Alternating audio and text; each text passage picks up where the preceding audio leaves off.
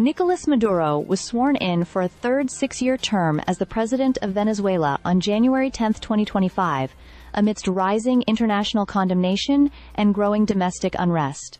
This comes after a highly controversial re-election that has been widely criticized as illegitimate, marking another chapter in the Venezuelan crisis. His administration has faced fierce opposition, and as the world watches, it appears the country is slipping deeper into a political and social crisis that has only worsened under his leadership. Maduro's inauguration took place at the Venezuelan Legislative Palace in Caracas, which was surrounded by heavy security forces, including police, military, and intelligence officers.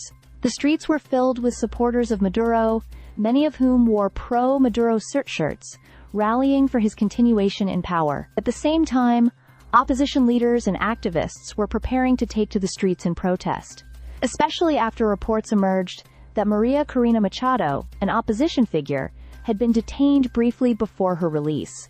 The tension in the streets of Caracas reflected the growing divide between Maduro's loyalists and the opposition. While Maduro continued to assert his dominance in the country's military, one of the key forces behind his long tenure in power, the Venezuelan opposition remains defiant. Opposition leader Edmundo González, who claims victory in the disputed July 2024 elections, has remained outside of Venezuela in the Dominican Republic, where he held a press conference ahead of Maduro's swearing-in. Despite repeated promises to return to Venezuela to claim the presidency, González's whereabouts and plans remain unclear, leaving his supporters in uncertainty. Maduro, mocking his opponent, made light of his absence, saying he was waiting nervously for González to return. As Maduro celebrates his hold on power, the international community continues to pressure his regime. The U.S. has extended temporary protected status, that is TPS, for 600,000 Venezuelans, a move that underscores its continued support for those fleeing the country's dire conditions.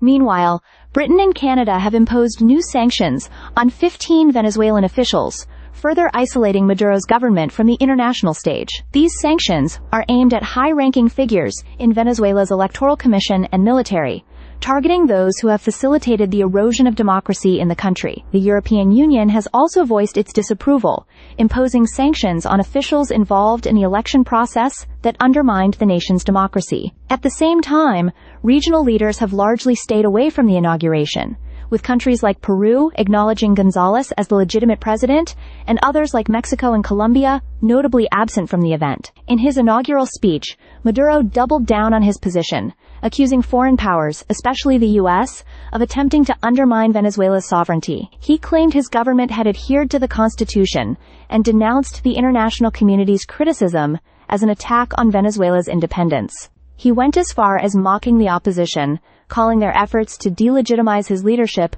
a failed attempt to turn the situation into a world war. But while Maduro presents himself as the defender of Venezuela's constitution, his grip on power has been reinforced through repression, including the arrest and kidnapping of prominent opposition figures and activists.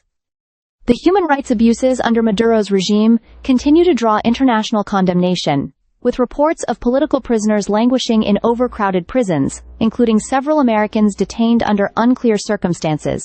For many Venezuelans, Maduro's third term represents the continuation of a failed leadership, marked by hyperinflation, widespread poverty, and a mass exodus of citizens seeking a better life abroad. With more than 7.7 million Venezuelans having fled the country, the social fabric of Venezuela continues to unravel as the government's actions alienate the global community. The situation in Venezuela remains volatile, and as Maduro clings to power, the struggle for democracy intensifies. For opposition figures like González, the path forward is unclear, but they remain resolute in their resistance to what they call a coup d'état against the people's rights. Whether Maduro can retain control in the face of growing internal and external pressure is uncertain, but one thing is clear: Venezuela's fight for freedom and democracy is far from over. Stay subscribed for more videos.